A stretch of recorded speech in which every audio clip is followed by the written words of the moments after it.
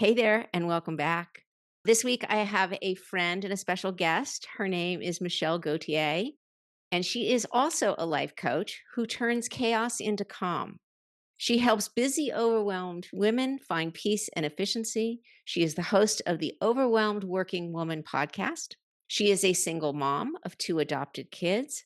She's left a 20-year corporate career in 2017 to become a life coach, something I relate to. And Yes. since then, she's guided hundreds of women to balance careers and home life with ease. When she's not coaching, Michelle enjoys cheering at her kids' sporting events, working out, organizing fun, online shopping, and reading self improvement books. And with that, I'd like to welcome my friend Michelle. Hi there. Hello. Thank you for having me. We have so much in common. We do, including this. And I'm starting this podcast. I'm going to show my YouTube audience. This is my little puppy who I keep talking about in the podcast, Milo, who is 11 weeks old. And he's just about to settle down to a nap, but he was kind of feisty. So I brought him in to say hi for 2 seconds. And Michelle has this is a mini golden doodle. Michelle has a golden doodle. Yes, too Who big we to sit on my lap. She's sleeps beneath my desk most of the day, but she's black, so they're even similar in their coloring. Yeah, he's like caramel colored, but they're dark for sure. Yeah, And yes. yes, we share so many common denominators. Yeah. Michelle and I met years ago in a coaching mastermind and have sort of stayed friends and professional acquaintances ever since.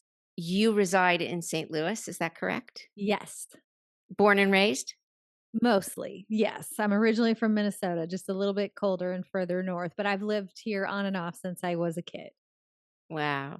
And my mom was born in St. Louis, so I sort of feel a kinship to Yes, to St. that. Louis. Yeah. And then we're both moms and we're both coaches, and we both left corporate life many years ago for what we think is a much more interesting and fulfilling career. And the similarities of the types of people we coach, even there's a lot of overlap. You talk about in your podcast overwhelmed working women. Kind of do a deeper dive for me on just the type of clients you have and what are kind of the common denominators amongst the women that you coach? Yeah, so I work with women who are basically overachievers who have always you're going to be like, "Yeah, this is me," as I describe this, but women who have always been successful and good at striving, so did well in school, probably have a graduate degree, did well in their career, got promoted, have been very successful, and then are also the person who plans all the friend vacations, who puts together and hosts all the family things, just that person who is the go to for everything. And they end up with all those jobs because they can, but they get to a certain point where they're like, this feels terrible. I'm doing all these Mhm. things. I have everything I ever wanted, and I just feel stressed and overwhelmed all the time, which of course just sucks the fun right out of the whole thing. It's like everything you ever wanted doesn't feel good. So that's my ideal client in a nutshell. Mhm. The woman who kind of self-imposed, took on too much in personal or professionally or both, don't know how to say no, don't know how to say yes to themselves, Yes. and then Yeah. kind of feel burnt out or sometimes even resentful from it. Is that Yep. accurate? Yep, that's absolutely true. And I think it's interesting. I'm sure you see this all the time too, because you were this person and so was I. This isn't women who are like struggling in life in terms of like they're usually have great jobs and are really powerful and maybe have a whole team of people and all these things, but they still have trouble saying yes to themselves and saying no to other people and feel like they need to do everything for everyone. I so relate to that, and I think in some ways, the more overachievery we are, the worse it gets. Mhm. I think that's true. And if you have the belief that you have to do everything and only you can do it to the A plus level, that everything needs to be done, you just continue to take on more and more and more. And pretty soon your ship starts to sink because you just can't do it all. Yeah. What did yours look like prior to 2017, you becoming a coach from transferring a Yeah. Yeah. 20 My own sinking ship. Yeah, yeah. I was married. I had a corporate job that I actually really liked. I enjoyed the work, but I just worked a lot. I traveled a lot, which is, of course, hard with little kids. And my husband at the time worked a ton too, and he was on call and things like that. So it was hard to balance parenting with both of our jobs. I think that's really hard anytime a family has two people who have really tough jobs like that. And I just felt like I'd wanted kids for so long. We couldn't have kids. Then we ended up adopting our kids, which was like the greatest thing that's ever happened to both of us. And then you're so busy with work, you're just feeling guilty all the time that you're not with them. And when you're with them, you're thinking about how you should be working. And I would also volunteer and be like, oh, I can be the room mom. What? No, I cannot be the room mom. But I did. I would sign up and I would be the room mom. And Yeah. then I'd be gone from work for an hour and a half to do something. I'd be sweating bullets getting back to my office to Yeah. get to a meeting. And Yeah. we went to church and I would do things extra at church. And it was like extra all around my life. And I could pull that off for a while. And my only tool when I would start to feel overwhelmed was just to do more. So if I Yeah. felt overwhelmed at work, I just like work till midnight. I would just burn the midnight oil. And I just think there's a certain point at which your body, and I know you have this exact story where your body gives up, where my body was just like, we can't do this anymore. Like, what are Yeah. you doing? Why are Yeah. you sprinting through life? Oh, that was another thing. I get up at like 5 in the morning and, run all these miles. And I just picture myself pounding the pavement and sprinting all the way through life. And I just got to the Yeah. point where I was like, I can't do this anymore. I don't feel like I'm doing a truly good job at anything because I'm not actually present anywhere. I hear so many nuggets in what you just said about running as fast as you can, running to combat the stress, running as a metaphor for your life, volunteering for all the things, being the room mom when you had no time, sweating bullets and not being really present. I just did a Mhm. podcast on that, how you're like neither nor, right? You're trying Yes. to meet everyone else's needs and you're failing at everything, or you feel like Yeah. you're failing at everything. Yeah. There's just literally, I could do a podcast about each one of those sentences because they're Yes. all so loaded and so powerful and also so relatable. And I think that working mom, and by the way, I don't want to exclude working dads or single dads or people without children. Like everybody knows what it's like to juggle. And again, the more, as you said, the greater of an overachiever you are, or the higher the standard is for yourself to reach those goals, the more you feel like you're failing. Mhm, mhm. Yeah, because at least I was waiting for it to feel a certain way. I can't even say what that certain way was Yeah. necessarily, but, like, to feel good, and if I got promoted or got a really great bonus or something like that, I would feel good for just a minute, but then it was like, "Okay, now I've gotta keep going. Now I've gotta keep going." Yeah. So, it's interesting because what we want or what I want was just to feel peaceful and calm and be present, and that's when I can be, like, my truest, most loving self with whoever I'm with, Mhm. and I had that all along, like, that was available to me all along, and I was running and chasing for something that was, like, already in my pocket. I just didn't know it was there. Okay, so let's explore that statement because that's so powerful. How did you finally come Blessings. to access that? The business that I was working for, who I worked for a long time, was being sold. So I knew that my job was going to go away. And I knew that I had X amount of time to figure something else out. And so I started interviewing for other jobs in the same industry I was in, which was financial services. And I got a couple offers that I should have been excited about. And one in particular that I was like, oh my gosh, if I could get that job, that would just be amazing. And I got the offer and my body just felt like blah, just completely flat, like there was no excitement about it, and I was like, "Oh, what? That I should be excited about this, I should be." But I realized, like, when I was basically forced to think about getting a different job, that I didn't want to, like, I did not want any part of that, and I heard about life coaching through a podcast. I was just listening to a podcast and the guest was a life coach, and I thought, "Wow, that sounds cool." And so I ended up deciding that I was gonna do training to become a life coach.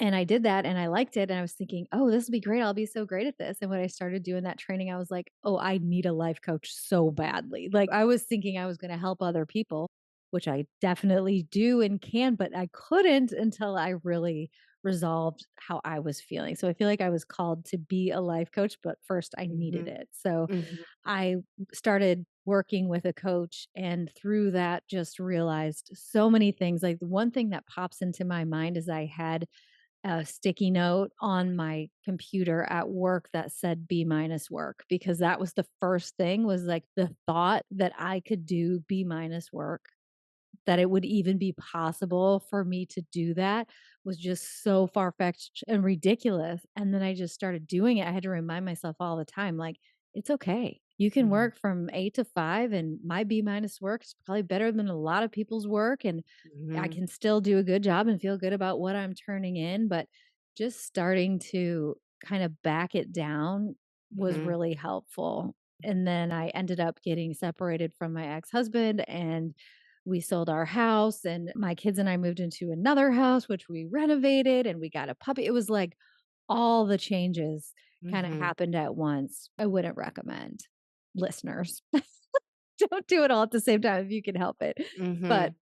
I did, and I definitely had some of those moments of, like, lying on the bathroom floor crying, going, "What have I done to my life?" And so Mhm. the good thing about being at the bottom is that you can just start working up from there. And I still had all these skills that I had in my corporate career. I still had, my loving personality. I still had my kids. And I just slowly started working towards the life that I wanted to create. And there was definitely a point where I realized, okay, it took me having nothing to figure out that I already had everything I ever wanted. Mhm. Yeah, I always say it's like that line at the end of the original Wizard of Oz Oh, yes, where yes. Glinda says to Dorothy, "You had the power all along, my dear, you just never Yes. knew it." Yes, yes, exactly. In fact, I have that, like, I have a little thing of that quote Uh-huh. with the Glinda the Good Witch saved on a Pinterest board from, like, ages ago. There was Yeah. something about that that really resonated with me, because I definitely think it's true. And by the way, I don't think that I'm special. I think that's true for everyone. Like, with the Oh, life that you 100%. want, you can have it. It doesn't mean you even have to have a different job or spouse or anything like that. You can access that anytime you want. Yeah, people ask me about that all the time because I moved to Maui in 2009 before there was Zoom and way pre-pandemic, and I was doing my corporate job in television. And people are always like, "Oh, you figured it out. You moved to Maui. That's why things got better."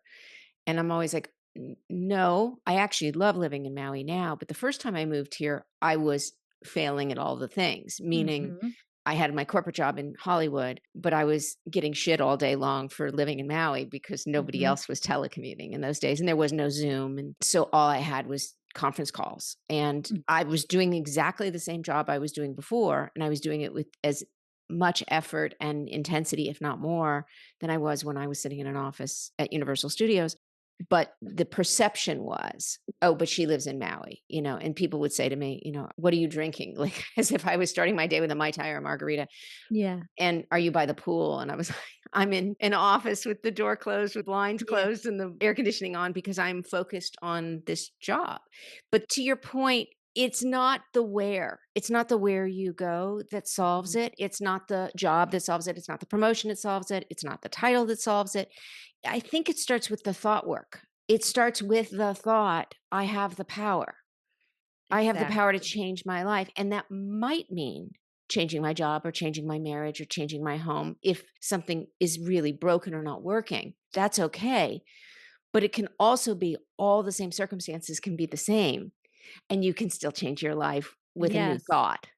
Yes, exactly. And I think you can train yourself to look for those little spots of joy where you're actually already living. I mean, I have my clients, you probably do too, but I have my clients do this ideal day visioning, where they envision what their most ideal day would be, not like a on vacation day, but just like a regular average day. And then the first question I ask is, how much of it already exists today? So, for Oh, example, like love when that. I did that, okay, I already have these 2 children who I longed for so long, and love so much. I have them. I already have the education that I was lucky enough to have access to. I have all these things that are already part of my day.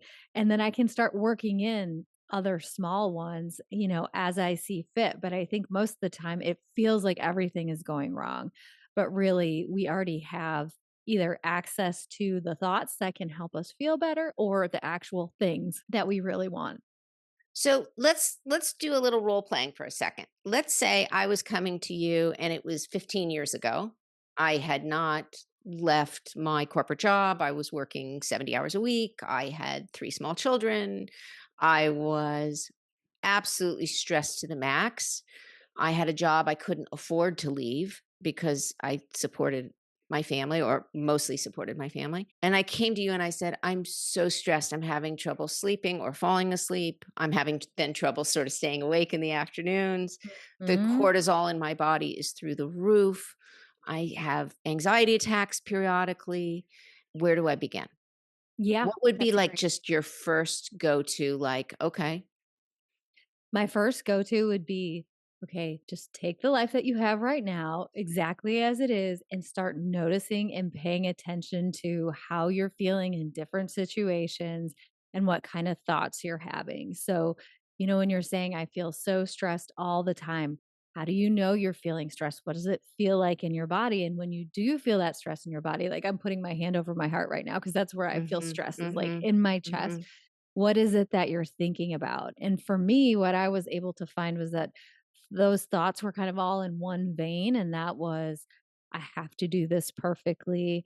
I have way more to do than I can ever accomplish. I'm not doing a good job at anything. And so those thoughts were the thing that was making me feel so overwhelmed. And as you know, Jackie, you can't just start thinking like, oh, I got this. I can get everything done. And then all your problems are magically solved. But just noticing, being able to have awareness that you're having those thoughts on repeat all the time. And that's making you feel so much worse. And then learning to shift those thoughts to like, I know the next thing I can work on, or there's one thing I could do. I could take 5 deep breaths right now. I'm talking tiny little changes mhm. until you can become calm enough where we could really start talking about what different actions do you want to take. I wouldn't start at the beginning by being like, okay, you should start looking for a new job. You need to be in a new industry or cut your hours massively. First, I would just start with where you are and like gently start to figure out what those thought patterns are that are really keeping you stuck. Mhm. And I also, love I would that. have a ton of, like, empathy for you. You're trying so hard. I would help point out all the things that are going right in your life. Because when my clients come to me like that, I just wanna, like, give them a hug, be like, "Come sit on my couch.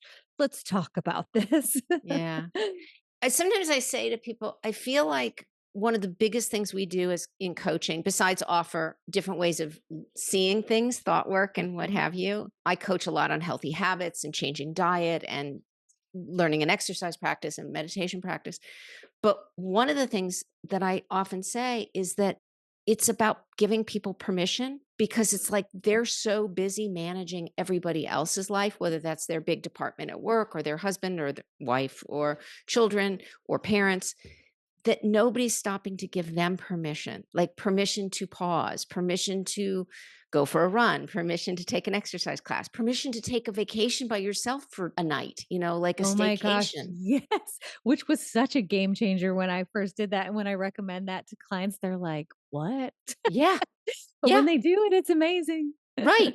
Yeah, Yep. you can go book yourself at a local hotel and take a night off or ask your sister or best friend to, drive an hour out of town and go stay in a cabin and read books or sit by a fireplace or play games or do puzzles. And you can do that. You Yeah. can give yourself, and it doesn't have to cost $1,000,000 and it doesn't have to be a big long thing. And you don't even have to ask your boss's permission because it could be a Friday or a Saturday night and Yep. all the things. Yeah, exactly. It's just right there waiting for you to do some things to indicate to the universe, I'm going to take care of myself. I'm going to do something for myself. And then don't you think that once you start doing that, even if it's just pausing and taking 5 deep breaths or going for a walk on your lunch hour or booking a night down the street at a nice hotel by yourself and watching Netflix and ordering room service or whatever it is that brings you joy, don't you find that then things start to shift? Because I notice that for clients. They'll do one little thing for themselves and then suddenly something will break in the stress cycle. I've had clients who are in law and clients who are dentists and clients who are professors, real estate, what have you, a lot of entertainment industry. But all of a sudden, the one thing that they were wanting so badly, whether that's a new job or an interview or a client or money, suddenly shows up because Absolutely. they took a pause and took care of themselves. Yes, I feel like it is literally sending a message to the universe, like, I'm gonna care about me now, and also just letting go of striving so hard all the time, 24/7. I feel like the moment you just relinquish a little bit of control, you get the thing that you want. I totally agree. And also just sort of like the old metaphor of, a watched pot never boils, just Mhm. taking your eyes off the pot for a little while. Yes, you Yeah. still want the boiling water. Got it. We're not suggesting that you give up the dream, but not looking at it with such intensity. Yes, and I think any time spent trying to control something that you can't control, like who's deciding if you're getting this great bonus or what the number's gonna be, I think you can focus on what a good job you did and how solid you feel about how hard you worked and that all the things you did that were in your control, and then just release what's out of your control. I think if we could just like wave a magic wand and drop all the things out of our head that are not in our control, the amount of space that we would have if we just stopped worrying about everything we can't control would be amazing. It'd probably double the space that we have in our brain. And then using some of that space, not all of it, but using some of it to focus on what you can control. Mhm. And that's Yeah. what's really interesting. And now we're back to, can you take a walk? Can you take a few deep Uh, breaths? Can you go do yoga? Can you get a massage? Can yeah. you go to bed earlier tonight? Can Mhm. you take a nap? Yeah. Yep. I had this moment when I first moved into this house that I live in now, and, I was by myself with the kids.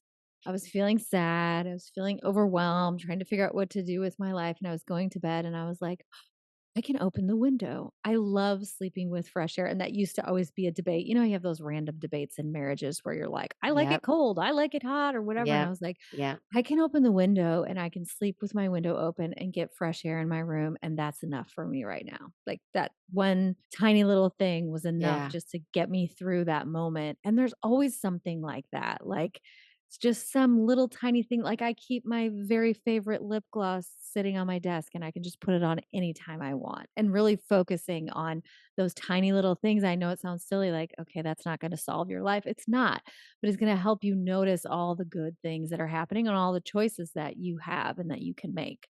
Yeah. Yeah. And actually having little things, and again, I'm not suggesting that people need to spend a lot of money or become massive consumers, but having something small that lifts you up, whether it's a plant on your desk or fresh flowers from Trader Joe's or Whole Foods, Mhm, something simple, that can be game changing too. mhm. I was thinking because today's Valentine's Day and I love fresh flowers. And it's just not something my husband buys. I mean, he always buys me a card. He'll usually buy me dark chocolate on Valentine's Day. We always go out for dinner. Like, he always honors the day. But fresh flowers are something I can go buy myself. Yes.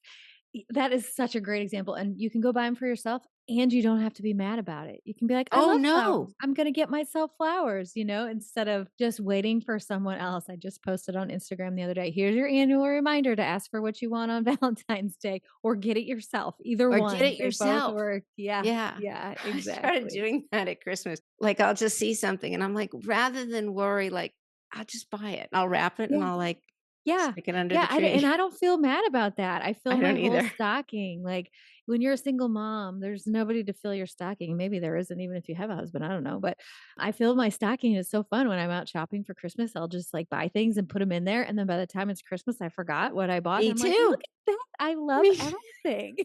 Me too. My daughter will say, "But didn't you buy that for yourself?" And I'll be like, "Yeah, but I bought it, like, before Thanksgiving, and I wrapped it, and Yes. I forgot about it." But again, Yeah. it's all a metaphor for you can give yourself something, and it does not have to be a bone of contention or angry or even about anybody else. It's just Yeah. you're allowed to reward yourself those Yeah, things. exactly, and take an extra minute, like, I really like to have a nice latte in the morning, so I put the milk that I like in there, I do the little frother thing, I pour Yeah. it in there, put a little flavor, and it takes 1 minute, but it feels so special, and I Yeah. enjoy it. Oh, okay, see, that's a great segue because that's about mindfulness, something that I think we both coach on quite a bit, which is when you love something, take a minute to savor it or take a Yeah. minute to appreciate it or be grateful for it. And so if you love opening the window in your bedroom And you now have the luxury of doing that because you don't have a partner who doesn't like the window open when you sleep. Relish that moment. The morning latte is fun and you can make it a 1-minute ritual and enjoy it. Don't ever take for granted something that brings you joy. Yes, I love that so much. I just saw something the other day that said, if you think getting old is boring, then you've never appreciated drinking your coffee and noticing the new leaves on your plant. And I was like, I was Yeah. literally just doing that before I Yeah. saw that. I really do. My kids make fun of me, but I get so excited when my money tree plant, is that what you have behind Wait, you? I have one too behind Yes. me. When I have it in Yes. the kitchen, it just keeps getting taller and taller. I'm like, "Oh my gosh, guys, look, it got another new leaf." They're like, "Okay, mom."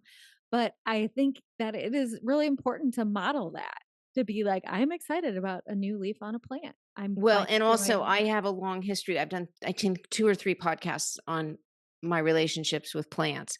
Um, Really? yeah, I have a black thumb. I'm terrible with plants, but my money tree is the only thing that's ever grown that I haven't killed. I almost killed it twice, but I just don't have good luck with plants. So the new leaf on the money tree or the healthy, lucky bamboo on my desk is a metaphor for I am capable of doing this. Yes, yes. And I really do appreciate every time it looks healthy and green and brings Yeah, me joy and all the things. same. Same, same. We're so similar. We are so similar. Michelle, it has been so fun talking to you today. For my listeners who are thinking, oh my God, I have to meet this woman, or I have to follow her on Instagram, or I would like to check out her website, or I'd like to hire her to be my coach, where can people find you and how can they learn more about you? They can go to my website, which is Michelle Gauthier. It's Gauthier and Michelle with 2 L's.com. And that has everything. It has my podcast, which is Overwhelmed Working Woman, how to work with me. There's a free quiz about what's making you feel overwhelmed. So I've got all the things. If you start there, you'll find it all. And is there a way to follow you on Instagram? Yes, Michelle Gauthier Coaching. And just remind people the name of your podcast as well.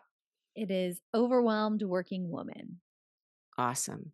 So this has been so much fun. I owe you an apology on the mispronunciation of your last name because I said Gautier, which is like the actor Dick Gautier. Either way, the spelling is the same. I'm Yes, so exactly. so Exactly. happy to have shared this time with you today, and thank you for your wisdom and all that you do. And I love following you on Instagram. I just love knowing you, and I Same, appreciate it. same. I feel like we have similar energy, and I'm always happy when I see your posts and what you're putting out there in the world too.